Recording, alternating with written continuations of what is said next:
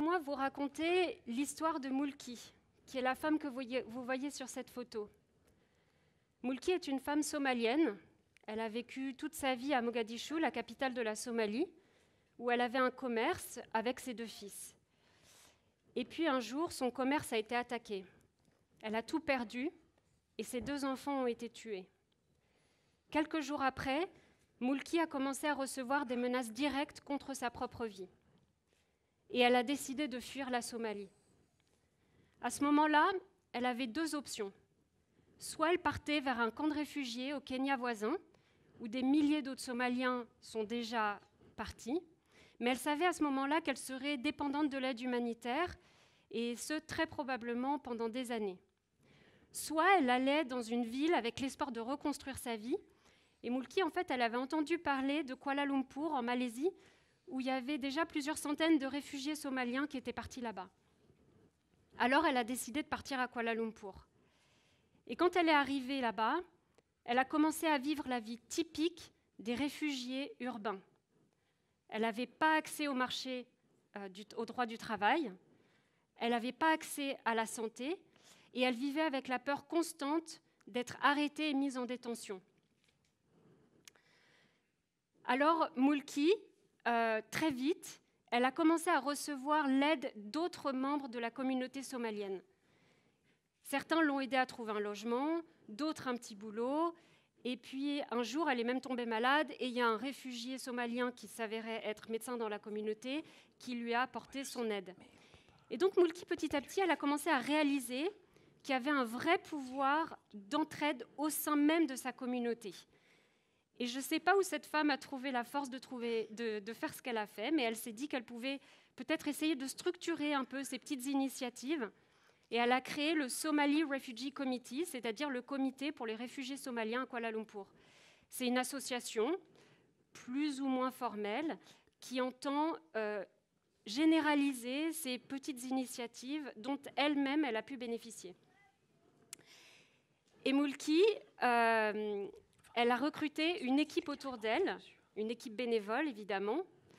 Elle a notamment recruté le jeune homme que vous voyez là, sur la gauche, qui lui est diplômé et qui a décidé de mettre son savoir au profit des enfants qui n'ont pas accès à l'éducation puisqu'ils sont réfugiés. Et donc, il a commencé à donner des cours aux enfants au sein du bureau que vous voyez là. C'est un petit bureau qu'ils louent collectivement ensemble. Les groupes comme ceux de Moulki, ils existent partout dans le monde, principalement dans les villes où il y a très peu de soutien humanitaire, comme le soutien tend à se concentrer sur les camps. Et donc, dans ces villes, à Paris, à Nairobi, à Kuala Lumpur, à New York, à Amman, les réfugiés créent des associations pour trouver des solutions ensemble aux problèmes qu'ils rencontrent. Moi, ces groupes-là, je les ai vus dans la plupart des pays où j'ai travaillé avant de créer Urban Refugees. Et à chaque fois, je me rendais compte que ces groupes, ils apportaient des solutions efficaces, des solutions pertinentes aux problèmes qu'ils rencontraient. Et ces solutions, évidemment, elles sont adaptées puisqu'elles sont créées par eux-mêmes. Et ces groupes-là, ils représentent une vraie opportunité de changer les réponses qu'on a face aux crises de réfugiés, de les rendre plus efficaces, plus durables, plus adaptées et moins coûteuses. Parce que des initiatives comme celle de Moulki, elles fonctionnent avec des budgets très faibles. Mais au cours de mes expériences, je me suis aussi rendu compte qu'il y avait 3 problèmes. Le premier, c'est que les leaders comme Moulki manquent souvent de compétences et d'accompagnement pour vraiment faire grandir leurs initiatives et arriver à les structurer. Le deuxième problème qui découle du premier, c'est que du coup, ces organisations, ces groupes, ne sont pas reconnus comme des acteurs crédibles dans les réponses aux crises humanitaires. Et le troisième problème, c'est qu'ils ne sont pas financés. Et donc, je vous parlais à l'instant de Moulki. L'organisation de Moulki, à Urban Refugees, on l'a accompagnée parce que quand on l'a rencontrée en 2016 à Kuala Lumpur, ils étaient sur le point de mettre la clé sous la porte. Ils n'avaient pas de financement, les équipes étaient démotivées, ils étaient vraiment quelque part un peu à bout. Et donc on les a accompagnés sur 12 mois, on leur a offert de la formation sur comment lever des fonds, comment gérer des partenariats, comment gérer des projets. Et on leur a aussi offert une bourse de 10 000 € pour qu'ils aient un peu d'oxygène pendant le programme, d'oxygène financier.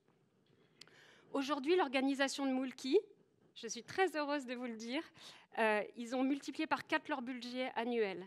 Ils ont réussi à créer une école qui scolarise des dizaines d'enfants. Ils ont évité à des centaines de réfugiés somaliens à Kuala Lumpur d'être arrêtés et mis en détention, et à beaucoup d'autres de trouver un travail et d'avoir accès à la santé. Aujourd'hui, avec Urban Refugees, on a réussi à toucher 4 000 réfugiés, donc 4 000 réfugiés qui ont un meilleur accès à tous ces besoins de base, ces besoins fondamentaux.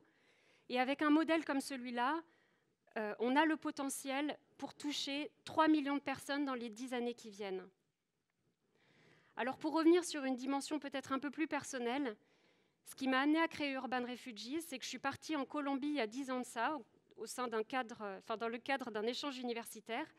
Et je me suis impliquée dans une petite ONG locale qui venait en aide aux personnes déplacées par le conflit. Et là, j'ai entendu les histoires de ceux et celles qui avaient été déracinés, qui avaient été exilés. Et ça a résonné avec ma propre histoire, ou du moins l'histoire de ma famille. Mon père a quitté son pays quand il était adolescent, et même s'il l'a quitté volontairement, il n'y est jamais retourné. Et dans les poèmes qu'il écrit, parce qu'il écrit beaucoup de poésie, il parle beaucoup de l'exil et de la douleur du déracinement. Et donc c'est quelque chose qui a toujours été très fort dans le narratif familial. Et donc aujourd'hui, moi, j'ai décidé de me battre pour que toutes les personnes qui sont déracinées et exilées puissent reconstruire leur vie. Merci beaucoup.